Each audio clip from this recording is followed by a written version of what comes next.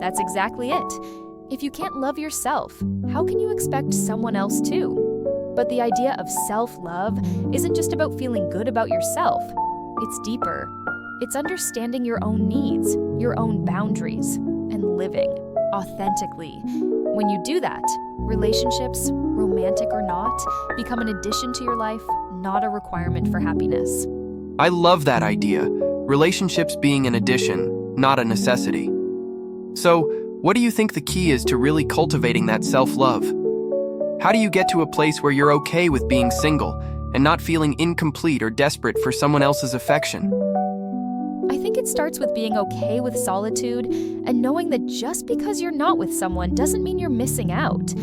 I think it's also about really understanding your own needs and desires and filling those gaps yourself, whether it's through hobbies, friendships, or just taking time to reflect and grow. Yeah, there's so much power in not relying on someone else to fix you. I think people often overlook how much strength you can gain from standing on your own and building a life you're proud of, independent of anyone else's approval. Definitely. And I think people forget that there's no right timeline for love, or for anything in life, really. Just because you haven't found someone yet doesn't mean you won't. And it doesn't mean you're broken in the meantime. It's about living your life for yourself first. But here's the thing, Alecia. Even if we know all that, self-love, being independent, it still doesn't completely erase the pressure. Friends, family, even strangers seem to always have something to say about your love life, or lack thereof. Are you seeing anyone? When are you going to settle down? It can be so exhausting. Totally. It can feel like a constant reminder that you're missing something. But I think it's important to start setting boundaries with those questions. It's okay to be honest and say that you're focusing on yourself right now.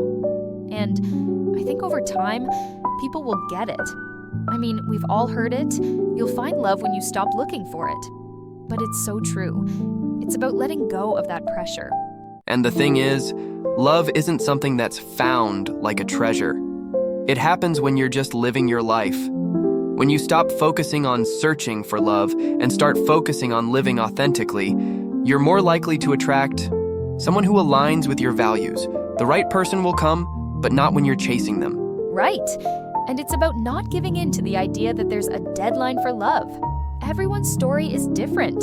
Maybe for some people, love happens early. For others, it takes longer. That's okay. It's just about finding peace in your own timeline.